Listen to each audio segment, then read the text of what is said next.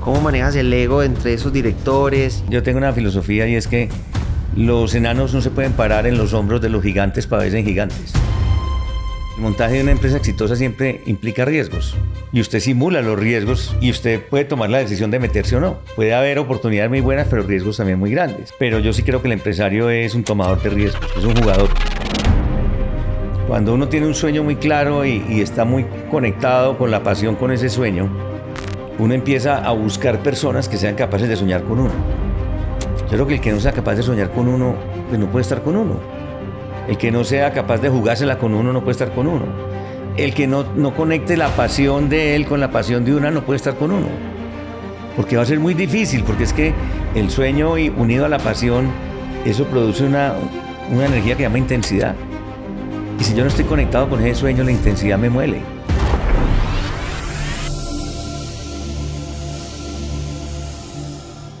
Hoy tenemos un invitado súper especial en la casa. Es nada más y nada menos que un titán de los negocios en el eje cafetero y en Colombia. Ha sido galardonado por cantidades de premios corporativos, tanto a nivel regional y nacional. Felipe López Hoyos, un gran amigo de la casa. Felipe, bienvenido. A ustedes muchas gracias por la invitación, muy contento de estar aquí de nuevo después de tanto tiempo. Felipe, ¿qué se siente ganar tantas condecoraciones corporativas de una forma tan seguida en tu historia empresarial? Pues Juan, yo pienso que los reconocimientos no se buscan, son la consecuencia de lo que uno tiene como filosofía de trabajo y de hacer las cosas, y es la búsqueda permanente de la excelencia. Y cuando uno hace las cosas con un propósito y tiene una metodología bien definida, sabe construir equipos de alto rendimiento, sabe motivar a la gente, y todo el mundo logra sincronizarse con la misión y con la visión que uno tiene, pues las cosas finalmente se dan. Dicen que cuando los objetivos de una organización, los de los socios, los colaboradores, están alineados con las expectativas de los clientes, el universo conspira para que se cumplan. Y yo pienso que esa ha sido la magia de lo que hemos logrado nosotros en 20 años que hemos sido reconocidos con el Premio Club del Presidente. Yo pienso que es eso, es tener propósitos claros, una cultura que respalde eso y una visión compartida con todo el mundo. Esa es la clave del éxito. Lógicamente se requiere disciplina, se requiere un nivel de exigencia alto, pero sobre todo se requiere contagiar pasión en la gente. ¿Por qué te metiste a la industria automotriz? ¿Qué fue lo que más te motivó a entrar en ese sector? ¿Hubo alguna motivación especial? Pues realmente no. O sea, yo fui un joven estudiante muy inquieto. A mí me marcó mucho mi vida de colegio. Mi gran universidad fue el colegio. Y básicamente porque tuve unos educadores, unos maestros que incidieron mucho en mi desarrollo de liderazgo. ¿En qué colegio estudiaste? En La Salle de Pereira. Y sobre todo en la convicción de que uno tiene que ser un ser humano con un gran nivel de responsabilidad en la construcción de un mejor país en la sociedad. Entonces, esa filosofía del colegio de formar líderes cristianos con capacidad de servicio, que me la inculcaron desde que yo estaba pequeño en el colegio, me llevó a ser una persona de aspiraciones grandes, de soñar en grande. Y yo pienso que eso fue parte de lo que me fue motivando a mí en la vida para poder construir empresas y desarrollar empresas. Cuando terminé mi colegio me fui a estudiar a Bogotá, estudié en la Universidad Javeriana, que tenía de todos modos una filosofía y unos principios humanísticos muy marcados, que le dan continuidad a mi proceso. Estudié administración de empresas, era una persona muy inquieta, fui monitor de la universidad y me gustaba mucho las materias que tenían que ver con programación lineal, con investigación de operaciones, las matemáticas. Y ahí yo, digamos que forjé mucho mi inclinación hacia el tema de la administración de empresas. Cuando ya empecé mi vida laboral, que empecé básicamente trabajando en una empresa familiar a solicitud de mi abuelo, que tenía una empresa avícola que se llamaba Nutriobo, estuve allá 6 años y allá tuve la oportunidad de construir muchos sueños que tenía como estudiante y de desarrollar mucho mi liderazgo. Tanto que siendo muy joven fui presidente nacional de la Asociación de Avicultores de Colombia. Y ahí fue donde yo, digamos, empecé a perderle miedo a la calle. A perder el miedo a la calle y a tener ya una figuración a nivel gremial importante y a tener influencia en el medio. Después de ahí, mi tío Alfredo y mi tía Liliana me llamaron a invitarme a que fuera a Frisbee, a que estuviera con ellos allá en la empresa, que ya la compañía quería abrir sus alas y crecer en el país y querían darle un manejo de pronto organizacional mucho más estructurado para el crecimiento. Estuve en Frisbee 10 años. ¿Sí? Eso fue en la época de los 90s. Sí, eso fue en la época de cuando Frisbee... Estaba regional. Sí, se empezó a expandir. Ellos habían tenido ya unas irrupciones, digamos, en Medellín y en Bogotá con franquicias, pero no habían sido unas experiencias que fueran gratificantes.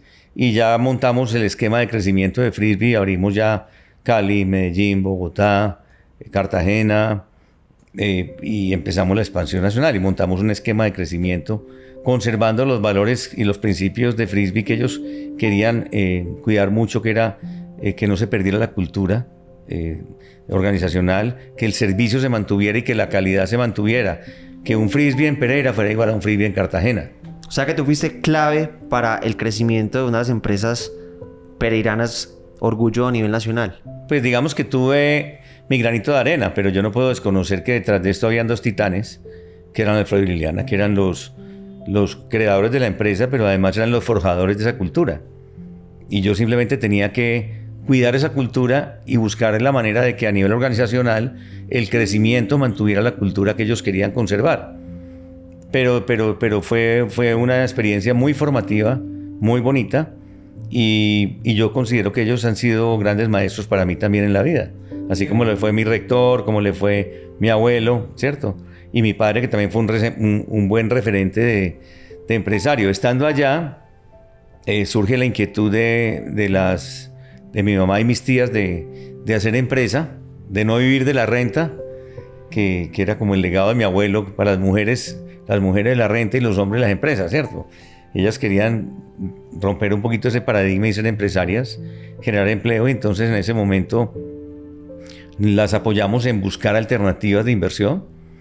Y apareció la oportunidad de un concesionario que había aquí, que se llamaba Risaralda Motor, que lo estaban vendiendo. Empezamos conversaciones con ellos, buscando cambiar propiedad raíz por negocio.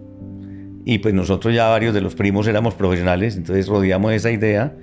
Y ahí surge básicamente la oportunidad de explorar el mundo de los carros, pero fue más una coincidencia de que ellos estaban vendiendo Risaralda Motor y que nosotros estábamos buscando invertir en empresas. Esto tiene de todos modos un antecedente que es muy, muy extraño, pero mi papá estuvo en el negocio de los carros cuando yo estaba muy chiquito.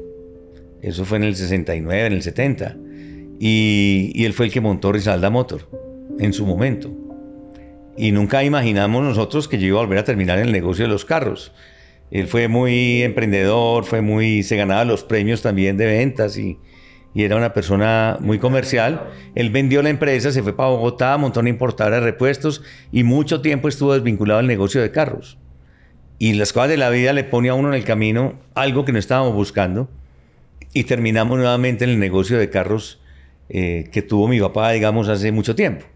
Eso es muy, pues no sé, me parece que es como algo mágico que se presentó en la vida, y allá arrancamos en el negocio de los carros, que me parece emocionante. Caminos se llama porque tiene que ver con caminos.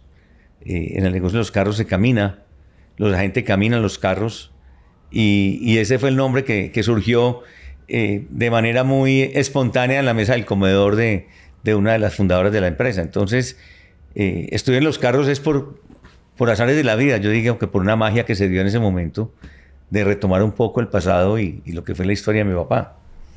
Felipe, tú eres muy reconocido porque eres un hombre muy conservador, pero muy astuto al mismo tiempo. ¿Cómo haces tú para tomar riesgos moderados? Hablando de que estabas a punto de iniciar un nuevo negocio con patrimonio familiar involucrado, ¿cómo manejaste ese tema del riesgo? Pues yo pienso que el riesgo siempre está latente, ¿no? Y como decía mi tío Alfredo, que era un sabio, Alfredo Hoyos Masuera, que decía que si los empresarios, que él decía en ese entonces que si los empresarios supieran manejar las calculadoras financieras, nunca montarían empresas. Porque el montaje de una empresa exitosa siempre implica riesgos. Y usted simula los riesgos y usted puede tomar la decisión de meterse o no. Y puede haber oportunidades muy buenas, pero riesgos también muy grandes. Entonces yo pienso que el mundo del empresario es un mundo de desafíos, es un mundo de riesgos. Y si uno se deja atemorizar por las cosas que pueden no salir bien de pronto, entonces nunca se atreve a hacer las cosas que sí finalmente uno hace que salgan bien. Yo pienso que es que a mí en el colegio me enseñaron una cosa y decían: tú eres el protagonista de tu propia formación. El futuro no se espera, el futuro se prepara. Y yo pienso que uno es proactivamente el que construye el destino. Entonces no podemos desconocer que hay riesgos, claro que los hay. Y que de pronto las cosas no salen como uno pensaba o como uno quiso. Porque igual se pueden presentar muchas variables que no estaban previstas. Pero la vida del empresario es la vida de asumir riesgos. Entonces, lógicamente yo cuando tengo un proyecto lo evalúo muy bien, miro los riesgos y también decido hasta dónde estoy dispuesto a correrlos. Pero siempre midiendo las implicaciones que tiene eso y siendo consciente de que puede pasar lo uno o lo otro. Yo pienso que lo que uno no puede es tirarse a aventurarse sin tener medidos los riesgos positivos y los riesgos negativos y las oportunidades positivas que tienen las cosas. Yo creo que ese análisis estratégico es muy importante y ese análisis de riesgo es muy importante. Pero yo sí creo que el empresario es un tomador de riesgos, es un jugador. Y también una persona que sabe escoger el equipo, sabe escoger un equipo de trabajo. ¿Cómo hiciste para escoger ese equipo de trabajo que te iba a rodear en esos, digamos que primeros 2 o 3 años vitales y claves de la compañía? Que fuera un equipo que realmente te respaldara. ¿Cómo hiciste, cómo manejaste ese tiempo, esas relaciones? Juan, yo pienso que uno empieza a inspirar a la gente. Cuando uno tiene un sueño muy claro y está muy conectado con la pasión con ese sueño, uno empieza a buscar personas que sean capaces de soñar con uno. Yo creo que el que no sea capaz de soñar con uno, pues no puede estar con uno. El que no sea capaz de jugársela con uno no puede estar con uno. El que no conecte la pasión de él con la pasión de una no puede estar con uno. Porque va a ser muy difícil, porque es que la pasión, el sueño y unido a la pasión, eso produce una energía que se llama intensidad. Y si yo no estoy conectado con ese sueño, la intensidad me muele. Entonces, es buscar personas que estén en comunión con uno, con ese momento de uno, con esa sinergia de uno, con esa energía de uno y con ese sueño de uno. Y cuando uno encuentra esas personas, que las va encontrando en el mundo, es que el universo le va poniendo a uno las cosas en su lugar. Cuando uno está abierto, cuando uno deja que la intuición funcione, a uno le van llegando también las personas. ¿Qué es lo importante? Trabajar en desarrollarse con esas personas, en desarrollar el equipo, desarrollar un pensamiento creativo y un pensamiento estratégico con el equipo, dar autonomía, dar la oportunidad de que ellos también sueñen, de que se equivoquen. Y quiero aclarar que Felipe no es de esos líderes que solamente hablan con los gerentes o con los directores de oficina, sino también habla con los vendedores, los empleados, los llama, los talla, los regaña, pero también los motiva mucho. Entonces, ese espíritu viene desde la familia. Sí, y yo diría que yo no soy regañón. Yo creo que yo soy una persona que pongo a la gente a volar y a que vuelen sus sueños. Sí soy exigente. Es decir, hay unos principios, hay unos valores y hay una forma de hacer las cosas que se debe respetar siempre. Porque hace parte como de la lógica de las relaciones humanas y de los negocios. ¿Sí? Es la responsabilidad, es el buen trato, es la empatía con el cliente, es no dejar los procesos abandonados, es ir hasta el final, es no quedarse con el problema y sí buscar una solución, es atreverse a resolver los problemas en la cara del cliente. Entonces, yo soy una persona que estimulo mucho que se dé eso, ¿sí? La gente que se queda cortica en eso, pues claro, sí, me molesto, ¿sí? ¿Por qué? Porque quiero que todo el mundo se conecte con esa filosofía de vida y de manejo de la empresa, que es básicamente el servicio. Hacer feliz al cliente. Hacer felices a los clientes para toda la vida. Ese es el eslogan de nosotros, ¿sí? Y detrás de eso hay una cantidad de cosas que tenemos que hacer para que se dé, ¿sí? Y cuando alguien se queda corto en eso, ahí es donde yo no estoy de acuerdo, no comulgo, y ahí sí la llevan conmigo. Pero la gente se conecta con uno y empieza a vivir eso como parte de su propia historia. Eso es lo bonito. Entonces, si uno no es capaz de contagiar ese entusiasmo, esos propósitos y esos valores, pues es muy difícil arriar a la gente y tallar a la gente. La gente no hay que tallarla, la gente se debe tallar a sí misma porque tiene el mismo propósito que uno. Porque hay comunidad de propósitos. Y cuando hay comunidad de propósitos, la gente se autorregula y la gente consigue sus objetivos. Y esos son los objetivos de la empresa. Nosotros tenemos muchos amigos en común y de hecho varios que han trabajado contigo y me han dicho que trabajar en Caminos ha sido como más que una maestría, como una especialización. Pero que tú también los has tratado no solo como jefe, sino como padre.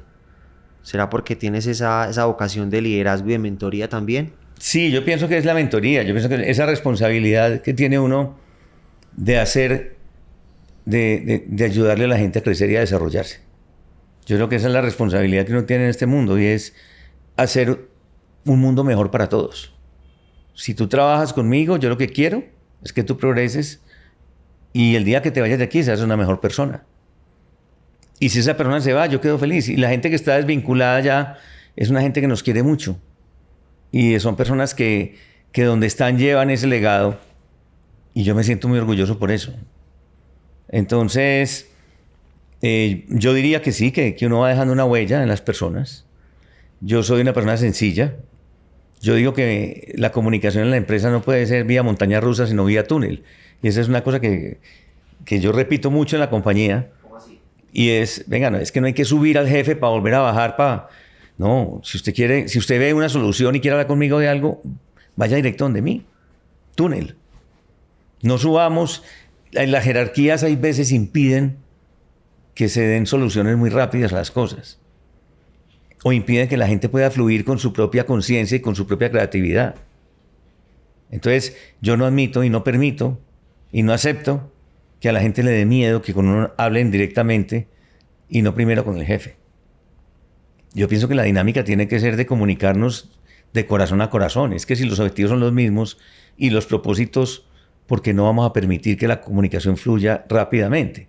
Entonces, ese es uno de los temas que yo más promociono. Igual promociono mucho que la gente se respete. Yo, por ejemplo, combato mucho la cultura del chisme. ¿Cómo manejas el ego entre esos directores? Yo tengo una filosofía y es que los enanos no se pueden parar en los hombros de los gigantes para verse en gigantes. Y lo repito mucho en la empresa. Tú eres grande porque tú has hecho lo suficiente para ser grande. No porque nadie te diga que tú eres grande o por un cargo que tú tienes. Entonces, todos podemos ser grandes. El mecánico que hace muy bien su trabajo y atiende muy bien a los clientes es grande. La señora de los tintos que va con una sonrisa a ofrecerle un tinto a alguien, se lo sirve bien servido, es grande. El que tiene un propósito conectado a lo que hace y hace las cosas con amor, es grande. Y yo creo que la magia está ahí, en cómo logramos nosotros que los propósitos de la gente se comuniquen con los propósitos de la empresa, para que todos seamos grandes, para que tengamos la satisfacción del deber cumplido, ¿cierto? Y de saber que estamos haciendo lo que nos gusta y que además producimos impacto en los demás. Entonces yo creo que esa es la magia. Entonces, sí, yo soy muy cercano a la gente. Yo saludo a la gente con abrazo, con pico, ¿cierto? Y me gusta mucho caminar entre todas las personas de la empresa. Yo no soy de oficina, de por allá. Me gusta estar. Hoy vengo a estar en los talleres de Manizales. ¿Te gusta untarte? Sí, hablar con la gente, escucharlos.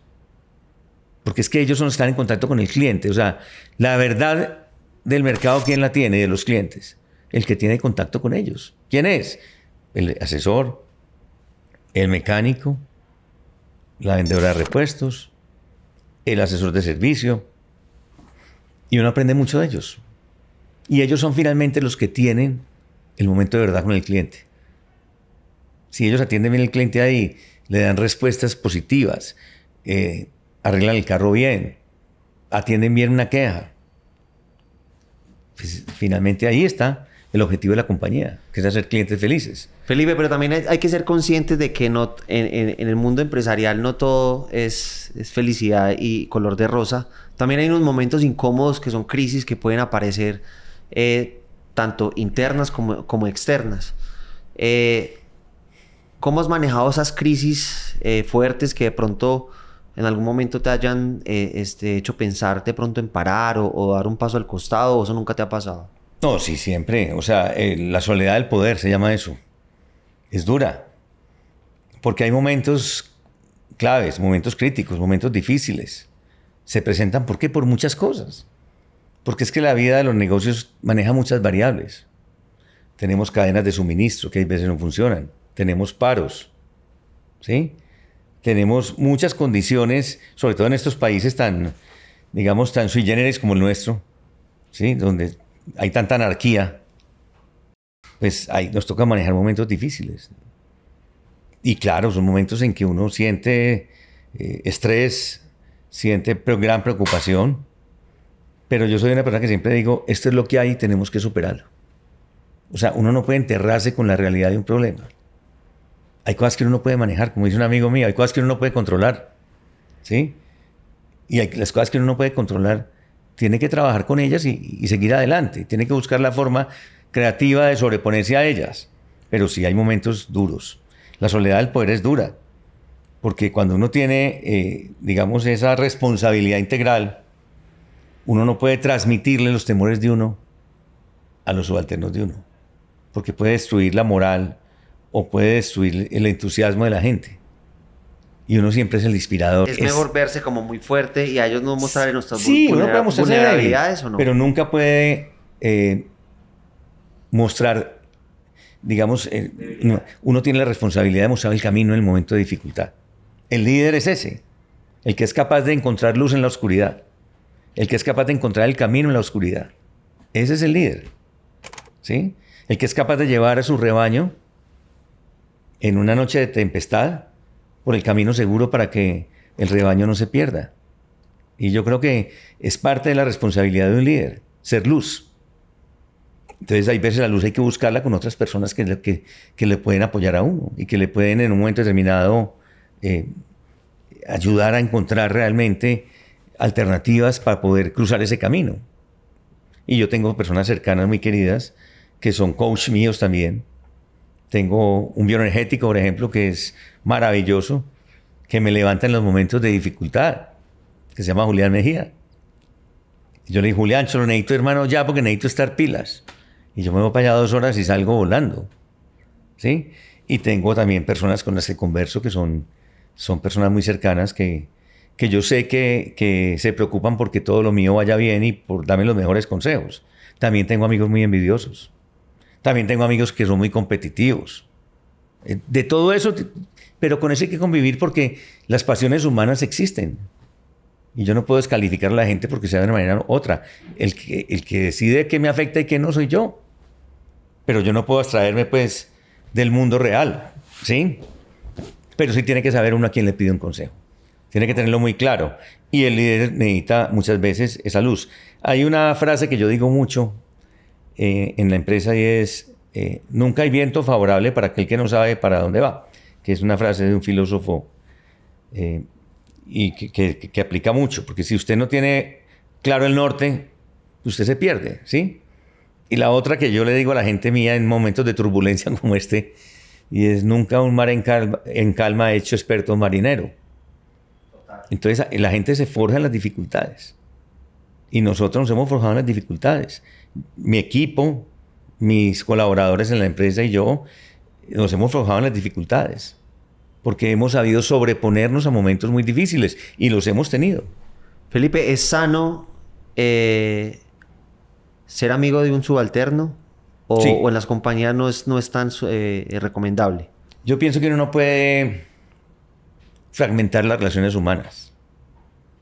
Yo pienso que uno sabe que tiene un límite en su posición de autoridad o en su posición, digamos, de gerencia estratégica. Pero yo pienso que las relaciones humanas no pueden fragmentarse porque trabajemos juntos, pues. No, yo creo que no tiene sentido. Yo, por ejemplo, no tengo paradigmas con relaciones familiares en las empresas. O sea, yo de la familia no trabajo, sino yo en la compañía. O esposos en la misma empresa. Sí, pero parejas. yo no tengo líos con hermanos. Me gusta antes, por el contrario, porque comparten los valores en su familia. Tengo esposos. Tengo personas que se han casado en la empresa o que él ha traído a su esposa a trabajar. Lo que no puede haber es relaciones, digamos, de subordinación, lógicamente. ¿Sí? Pero no tengo lío con eso. Así como no tengo lío con hombres y mujeres. A mí me parece que lo más incluyente que puede haber es el respeto a las condiciones de cada ser humano, sin importar si es hombre o mujer. Creo que no hay nada más denigrante para una mujer que la ley de cuotas. Yo soy completamente contrario a eso. Me parece que eso es como decir la mujer no tiene las competencias y hay que ayudarle poniéndole una cuota. Yo creo que la mujer es brillante, las mujeres son espectaculares para trabajar. Y los méritos los tiene que tener hombre o mujer, eso no importa. El que tenga los méritos ocupa los espacios. A mí me encanta trabajar con mujeres. Pero no porque sea una política mía, es porque he tenido la fortuna de estar rodeado de unas personas muy valiosas en la empresa que son mujeres, ¿sí? Pero no estoy de acuerdo con las políticas de género y no estoy de acuerdo con las cuotas. Me parece que eso es denigrante. Eso es decir, como tú no puedes, entonces yo te doy una cuota y te doy ese espacio a ti. No, para nada, ¿sí? Yo soy una persona abierta a eso. Así como soy abierto inclusive a los temas de raza o a los temas de preferencia sexual. Yo creo que cada uno tiene derecho a vivir su propia identidad, siempre y cuando pues, maneje unas normas de convivencia y de respeto. Pero cada uno, hay que respetar esa individualidad también. Entonces no tenemos líos con esos temas. Felipe, ¿cómo es tu relación con el perdón? Me imagino que en algún momento en estos años has tenido de pronto momentos de ingratitud, de pronto algún colaborador o algún socio de la compañía que de pronto sientas que no te ha correspondido como tú lo esperabas. Sí, uno también está expuesto a la ingratitud, porque vuelvo y te repito, es que las pasiones humanas están y las personalidades están y hay personas que no reconocen, ¿sí? Yo he tenido momentos de ingratitud, sí, en juntas directivas en que he estado, que hemos vivido procesos muy duros y unas veces siente que hay ingratitud, sí, también. Pero yo no tengo lío, yo nunca amarro rencores. ¿No te lo tomas muy a pecho? No, los suelto. Y con subalternos, por ejemplo, o con personas que han tenido oportunidades importantes y que después, de pronto en un momento determinado se han ido, pues uno dice, todo lo que trabajamos juntos, todo lo que soñamos juntos, pero igual. Después yo reflexiono y digo, él quiere seguir persiguiendo su sueño y yo no guardo rencores. O sea, el que tiene rencores los padece. Yo pienso que uno tiene que vivir las situaciones y soltar. Y hoy yo no tengo enemistades, no tengo rencores. Por eso te digo, hay momentos de ingratitud, hay sentimientos que se dan y eso no se puede evitar porque es que somos seres sensibles. Pero lo supero. Paso la página y sigo adelante. Y mis relaciones siguen siendo relaciones bien. Entonces yo sí creo que también ahí tenemos que aprender a ser más maduros para superar esos momentos. El rencor o el odio terminan devolviéndosele a uno mismo. ¿Qué diferencia encuentras entre el Felipe López de los 2010 al del 2024? ¿Estás en tu mejor versión? Yo pienso que uno siente que hay diferencias. O sea, eso es como el potro y el caballo que está mansado. Yo soy caballista, pues me gustan los caballos. El potro es inquieto. El potro es atrevido. El potro que quiere salir de la rienda. ¿Sí? El caballo que ya está mansado va más por su camino y ya aprendió a ir más tranquilo, ¿cierto? Y yo extraño ese ímpetu de la juventud, claro, lo extraño.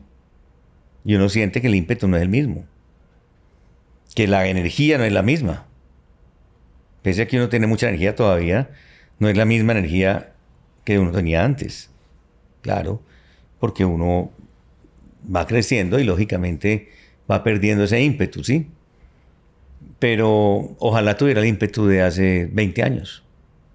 Porque con la sabiduría de hoy y con la madurez de hoy y con el ímpetu de hace 20 años, yo creo que estaría haciendo muchas más cosas. Entonces, sí extraña a uno ese ímpetu. Felipe, ¿cuál es la clave para mantenerse en la cima por tantos años? Pues depende de lo que uno diga, depende de lo que uno defina por cima.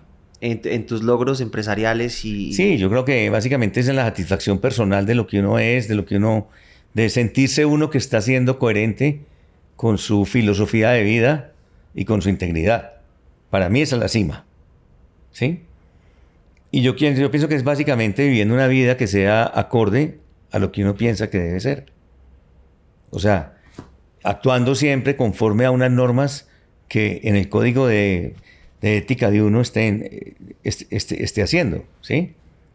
Yo no me imagino, por ejemplo, haciendo cosas indebidas, haciendo trampas, o haciendo algo para sacarle ventaja a alguien.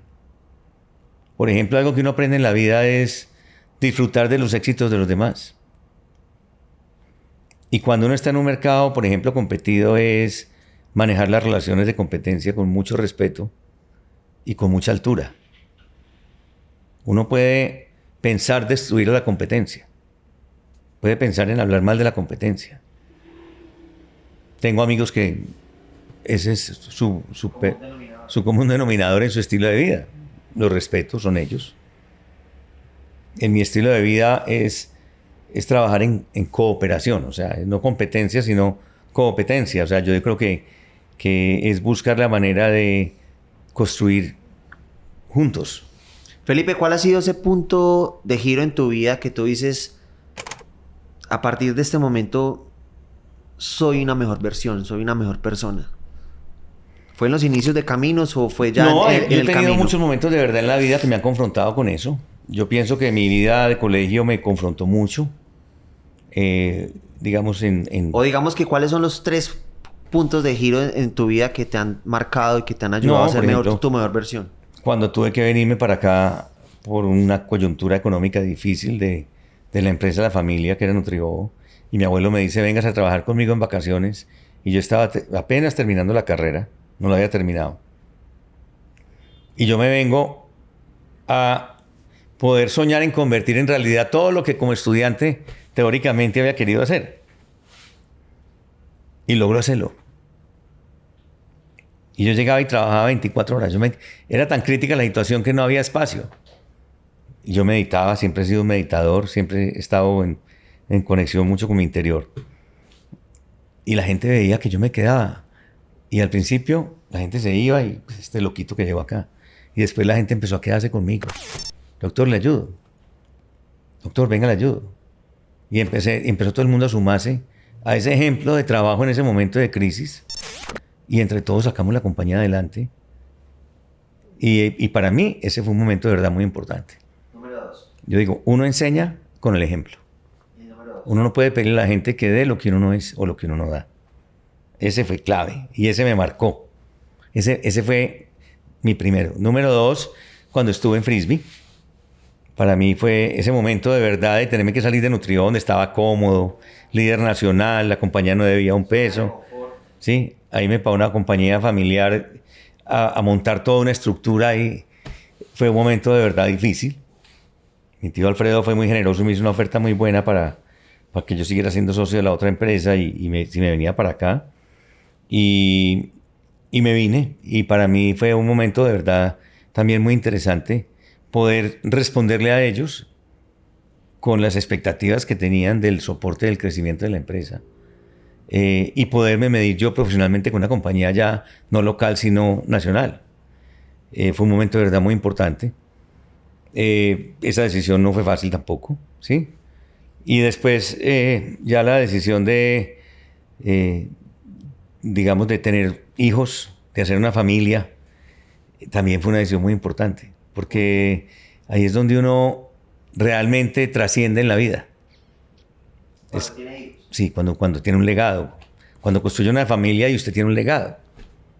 Y usted empieza a que eso que usted quería con sus empleados, usted también lo quiere con sus hijos, ¿cierto?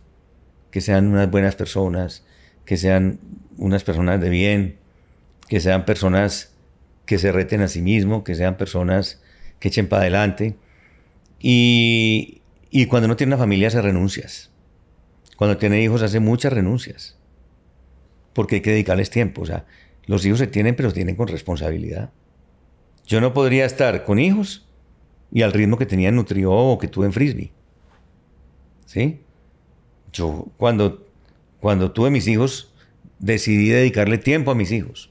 Yo creo que hay un principio muy importante ahí que es la disciplina, un valor. Y la disciplina es muy importante, manejar horarios, manejar espacios para poder cumplirle a todo. Porque hay gente que se dedica a trabajar y a hablar de negocios todo el día y de plata.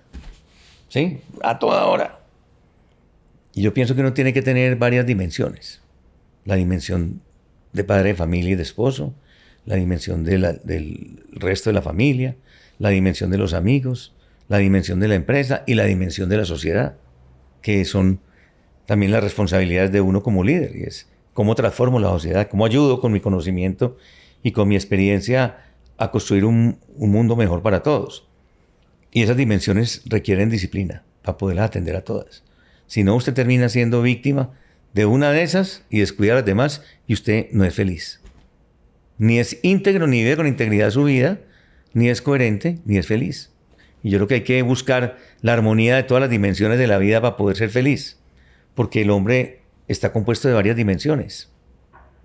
Felipe, ¿cómo gestiona la disciplina? Pues trato como de darle espacios y horarios a todas las actividades. Yo el fin de semana se lo dedico a mis hijos y a mi esposa. Juego tenis, hago deporte y estoy muy en función de ellos. ¿Sí? Trato de no aceptar invitaciones a almorzar o a comer. Trato de no ir a cócteles. Para estar en mi casa temprano, para ver los programas de música con los hijos, por ejemplo. Sí, me gusta mucho la música, entonces que la descarga, que yo me llamo, ¿cierto? Son espacios en que usted comparte con los hijos, ¿cierto? Entonces es chévere. Entonces, cuando uno se deja absorber mucho por la parte social, por el ego, por el reconocimiento, ¿cierto? Porque me vean, termina siendo víctima precisamente de eso. Ese hedonismo, ese ego termina siendo un enemigo de uno. Entonces trato como de manejar un bajo perfil y de poder manejar los espacios para cada cosa en su real dimensión. Entonces, los espacios de juntas directivas. Yo me he retirado de muchas juntas ya porque tengo unos proyectos grandes en la empresa y porque no quiero no tener tiempo para mi familia y para el deporte y para mis cosas personales. Entonces, sí, me demandan para juntas. En este momento, no, ¿cierto? Y trato de estar cambiando para tener aprendizajes diferentes, ¿sí? Yo pienso que es eso, es tomar decisiones. Y como dice mi esposa, el que elige renuncia. Y en la vida hay que hacer renuncias. Y hay que saber decir no. Porque si no, entonces usted termina haciendo lo que los demás quieren y no lo que uno necesita hacer y lo que uno quiere. El que elige renuncia. Y aprender a decir no es muy importante. Y tener el espacio para cada cosa. Felipe, ¿cuáles son los principales enemigos del éxito? El ego es uno de ellos. El ego. La ambición desmedida. Querer ser el más rico de Colombia, pues, el que más plata tiene. Hay personas que les mueve eso, la ambición. Y ese es su motorcito.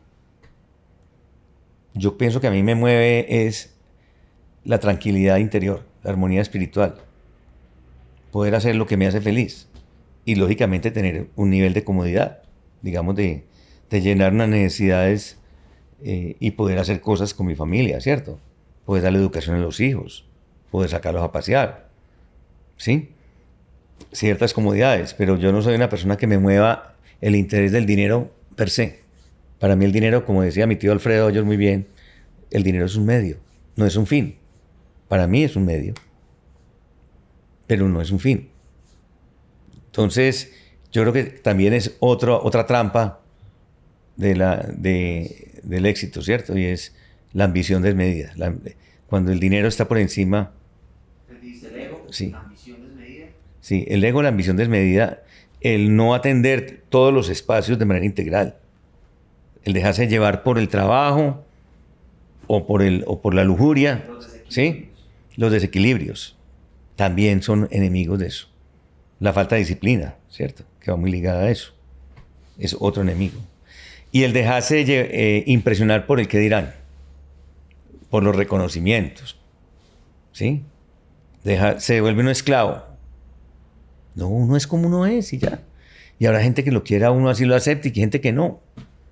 Pero uno tiene que vivir la vida para darle gusto a los demás y para impresionar a nadie. Yo pienso que la vida tiene que vivirse es para uno ser coherente y sentirse que está armónico y que es feliz interiormente porque uno está viviendo lo que uno ha decidido que quiere ser. No crea, eso no es fácil.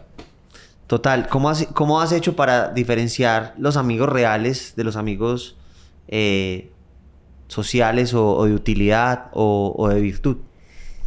No, es fácil. Es fácil. Porque cuando uno está en la cima, los amigos llegan y llegan de los cielos. Es fácil. Yo soy muy buen amigo de los amigos en dificultades. He sido... Porque yo no baso la amistad en el tener, en el poseer. Yo baso la amistad en el ser. ¿Qué representas tú para mí? ¿Qué valoro yo en ti? ¿Y qué me das tú a mí a nivel, digamos emocional o de amistad? Y cuando uno basa, pues como yo lo hago, las relaciones uno sabe diferenciar a cada uno. Y uno sabe con quién puede contar el día de mañana y con quién no.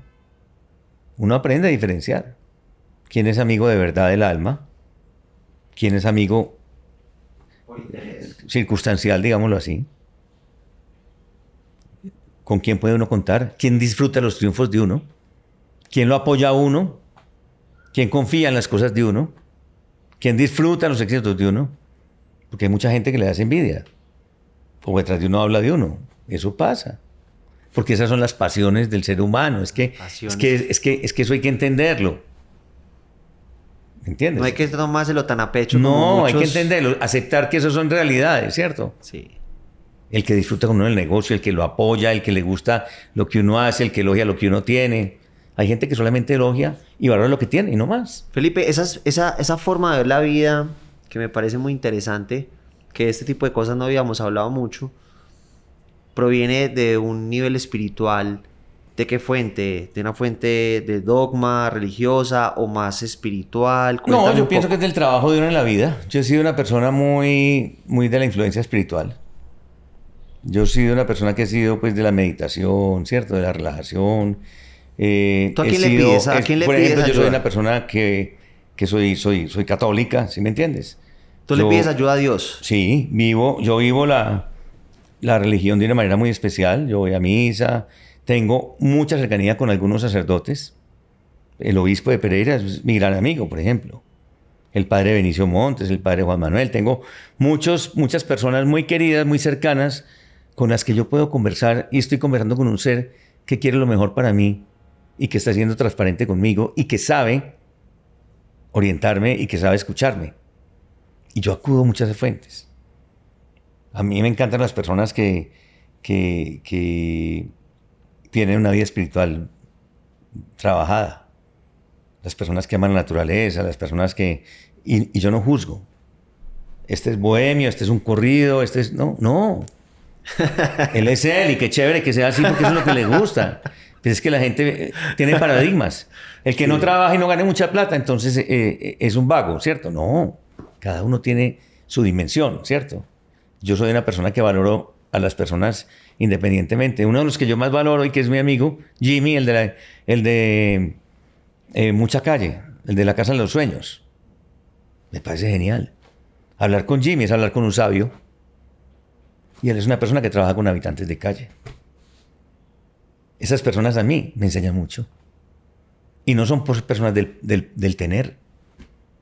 Son personas del dar. Pero son muy espirituales. Hablar con César en Valencia, del Crisol, que es una fundación que queda allá por las colonias. Que lo conozco desde chiquito, desde las épocas del club. Y que su propósito de vida fue ayudar a la gente a salir de la miseria y de la miseria sobre todo mental.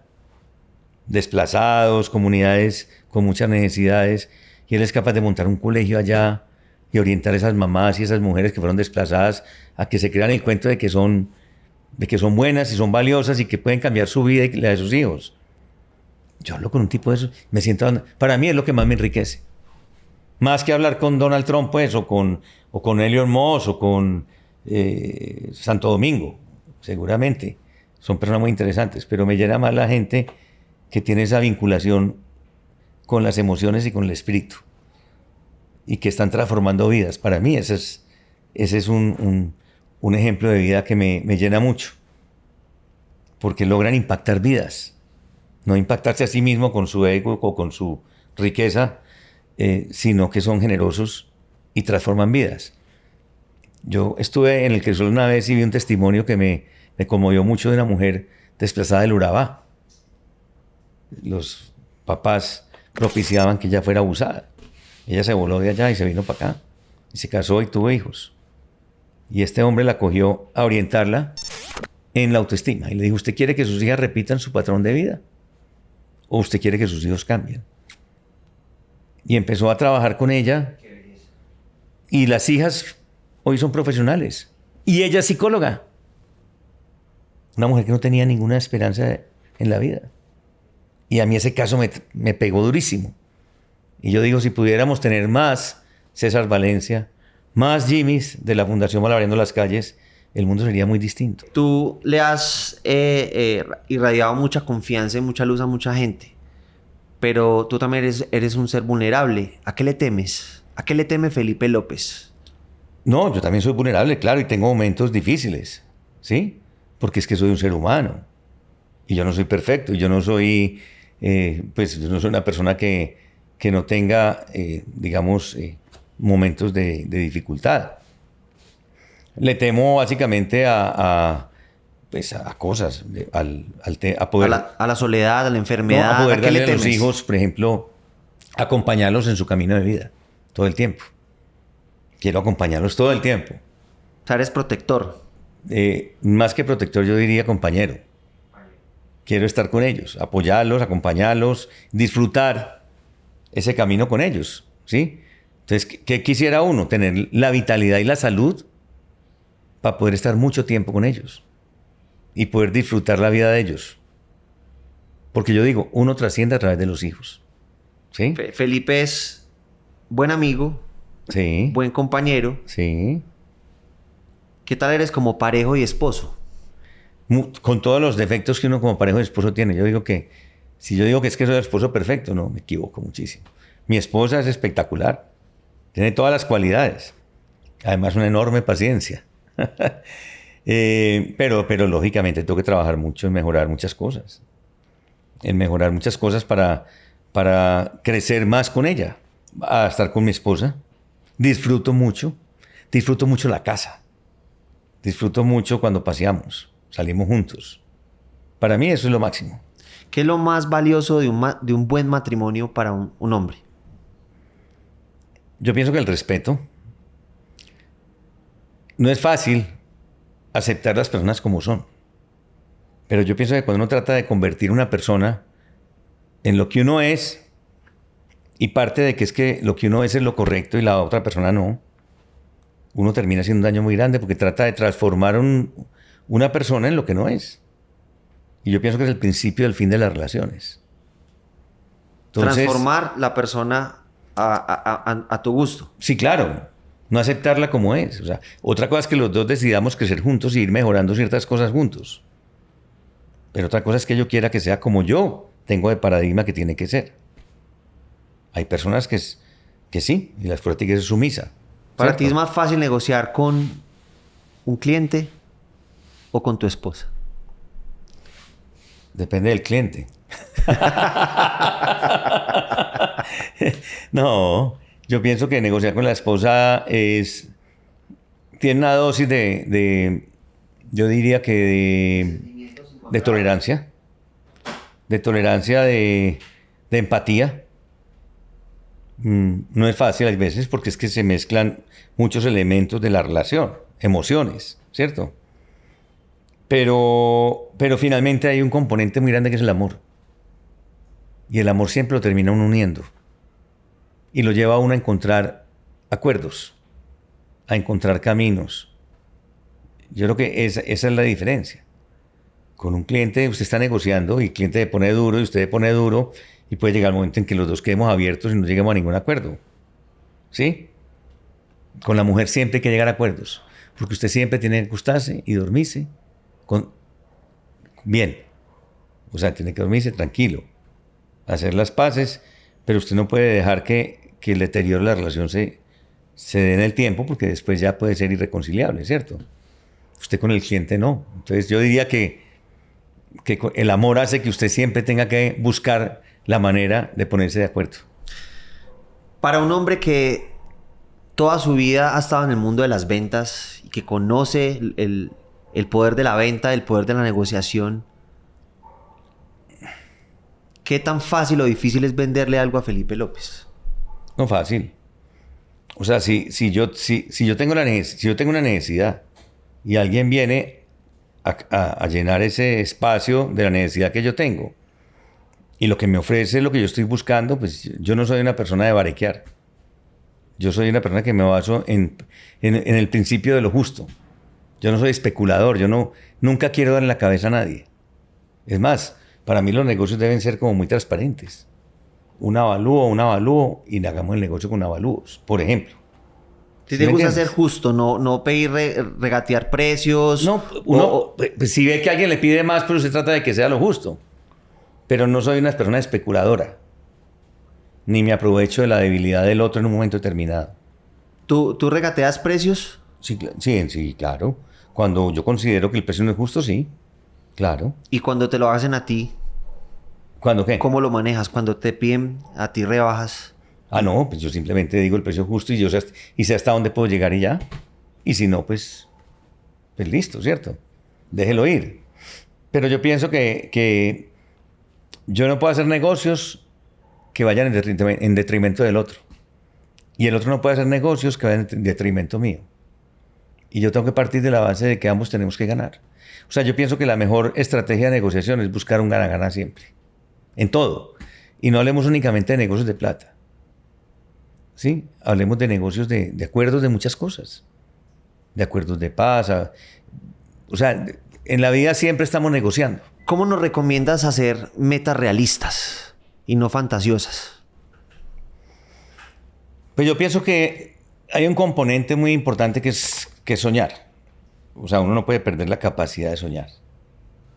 Y hay veces soñar implica tener ilusiones más allá de lo realizable. Pero finalmente el sueño, en la medida en que uno lo va moldeando, lo va rodeando y lo va volviendo, digamos, carnita, usted lo va convirtiendo en metas y usted va viendo qué es realizable y qué no es realizable. Yo creo que la capacidad de uno tener ambiciones y de soñar no se puede perder. Pero no puede perder de vista de que si usted no convierte eso en objetivos concretos, en acciones concretas y en estrategias concretas, finalmente eso queda básicamente en ilusiones incumplidas y en frustraciones. Entonces yo creo que es muy importante poder uno llegar y aterrizar las cosas. Y cuando uno mira realmente qué sí puedo lograr, cuánto me cuesta lograrlo y qué requiero para lograrlo, es cuando yo me doy cuenta si esa meta es o no posible. Entonces yo creo que hay que hacer el ejercicio siempre de decantar los sueños en las realizaciones posibles. Yo creo que esa es la clave. Y para eso necesita metodología. Para eso necesita metodología de análisis y metodología de decantación. Para uno poder convertir eso en metas, acciones y realizaciones, pues. Y no perder de vista que finalmente siempre tiene que haber unos parámetros de evaluación de si lo que yo me propuse lo estoy logrando o no. Para uno estar revisando las metas con las realizaciones y estar haciendo ajustes permanentemente. Yo creo que en eso se basa básicamente la elaboración de los proyectos. ¿Tú crees que cuáles son los errores principales que cometen muchos emprendedores, digamos que acá en la ciudad o en Colombia, que montan muchos negocios, pero igual no sobrepasan los 2 primeros años y cierran? Yo pienso que es el afán. A nosotros nos ha dejado una cultura del dinero rápido y fácil. Yo pienso que es una herencia mucho del narcotráfico, ¿cierto? Y yo pienso que los procesos tienen su tiempo de incubación y su tiempo de maduración. Y de pronto los empresarios hay veces quieren ir demasiado más rápido de lo que se puede. y se estrellan. Yo creo que uno tiene que saber que en la vida hay que vivir los procesos y que el éxito es la sumatoria de varias acciones y de varios procesos. Pero el que quiere rápidamente ser el más rico del mundo se puede estrellar muy fácil. Muy poquitos lo logran. ¿Cuáles son los 3 libros que le puede recomendar a esas personas que son emprendedores de sangre para que puedan tener una visión más clara y un entendimiento más tangible? Pues hay mucha literatura y sobre todo ahora hay muchos podcasts. Yo diría que hay podcasts muy interesantes de emprendedores que le dan a uno una visión de cómo han construido lo que han construido, ¿sí? Cuando uno mira, por ejemplo, la historia de Rappi, o cuando uno mira la historia de Nubank, ¿sí? Por poner unos ejemplos, pues yo pienso que uno aprende mucho de esos emprendedores que se volvieron empresarios. A mí me parece que más que la teoría, enseña mucho el ejemplo con estas biografías de estas personas. Porque ellos tuvieron las dificultades que uno tiene, los temores que uno tiene, tuvieron las crisis que uno tiene. Y lograron salir adelante y salieron adelante, ¿cierto? Entonces a mí yo recomendaría mucho los podcasts, que hoy están muy de moda, y recomendaría mucho las biografías, ¿sí?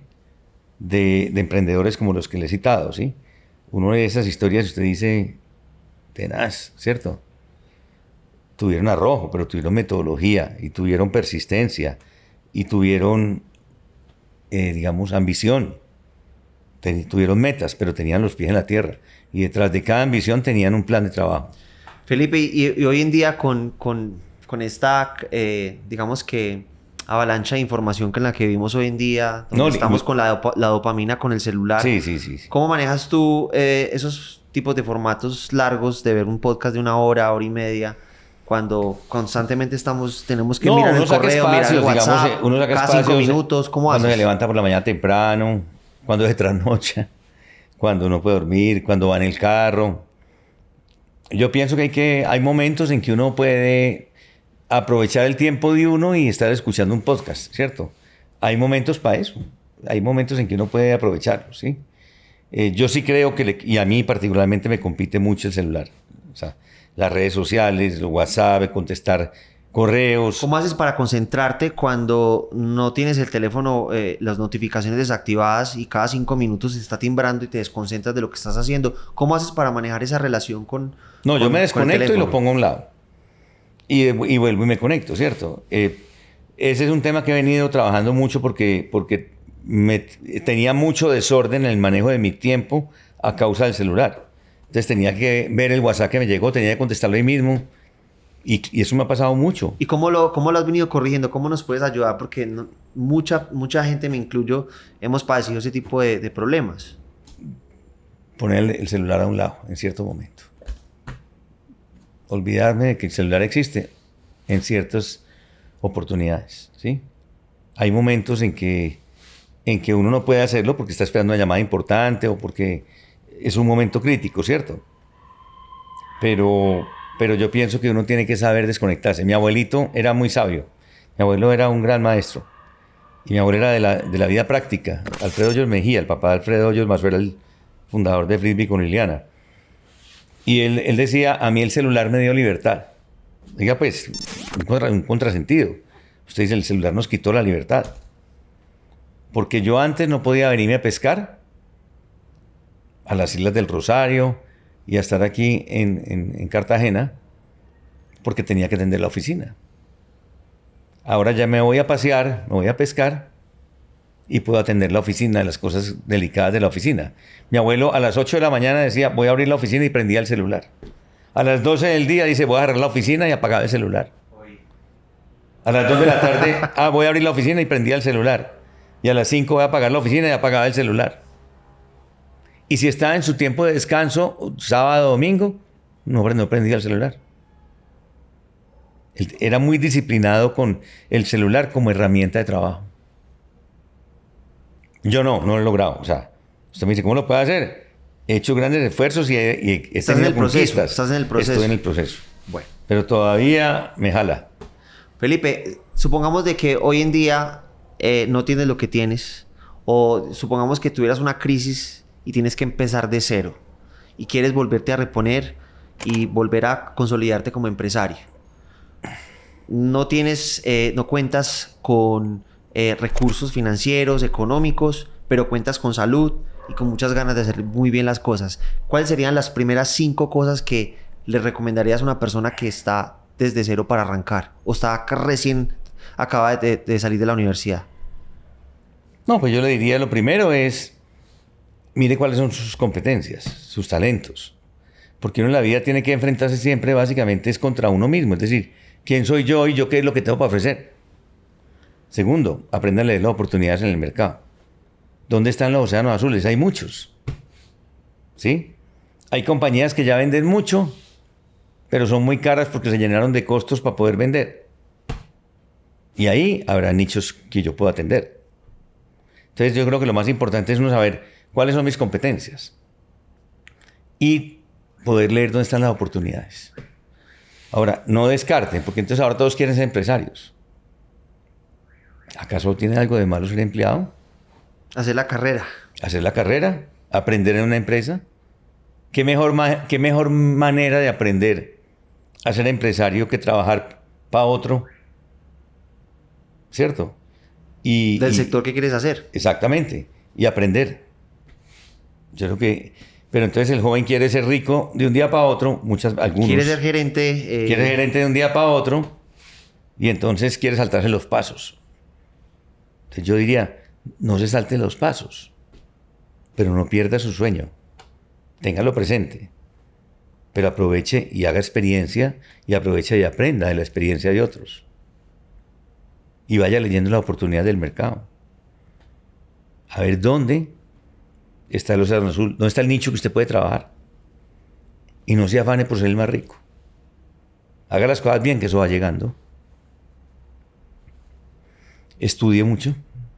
Aprenda, desarrolle las habilidades que requiere ese campo en donde va a estar. Porque también hay que prepararse. Hay que prepararse para sobresalir. Porque estamos en un mundo muy competido. Y que se abra o que se mantenga muy encapsulado, que tenga muy buenas relaciones. Exacto. Y estamos en un mundo muy competido. Ahora hay grupos muy interesantes ahora de apoyo empresarial. Hay muchos grupos de apoyo empresarial. En estos días me contaban de una organización que está montando aquí en Pereira y son grupos de 12, 14 personas que se apoyan entre ellos. Entonces el conocimiento de todos se convierte en el conocimiento mío. Yo creo que hay que aprovechar esas oportunidades que hay.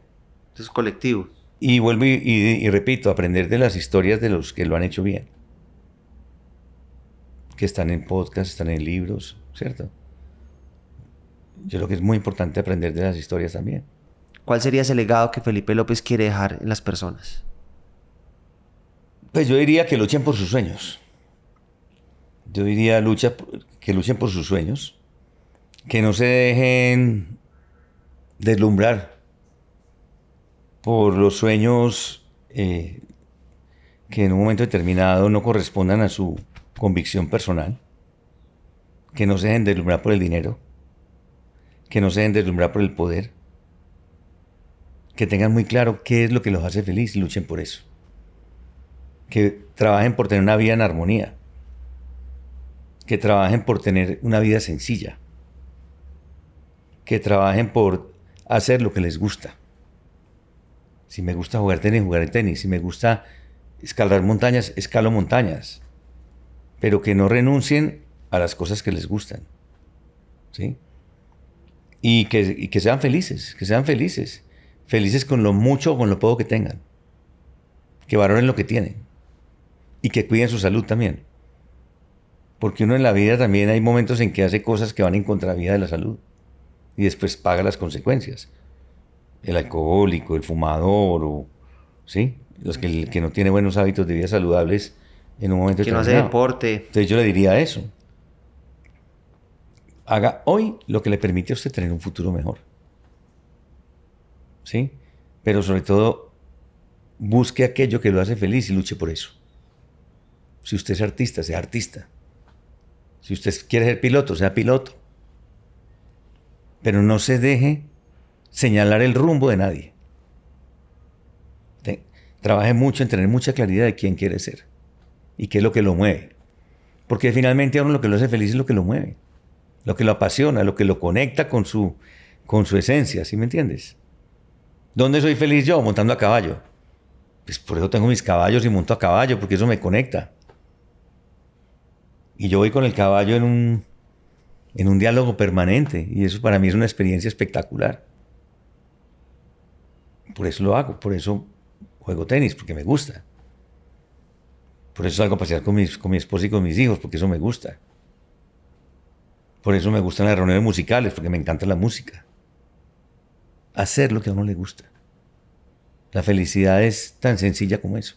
Pero el que se pone metas de materiales que no puede satisfacer porque siempre quiere más y más, siempre será un infeliz. Que son muy temporales. Por eso les dicen infelices. Felipe, gracias por este tiempo que te has tomado en compartirnos con toda nuestra comunidad de Videobrand y en modo profundo.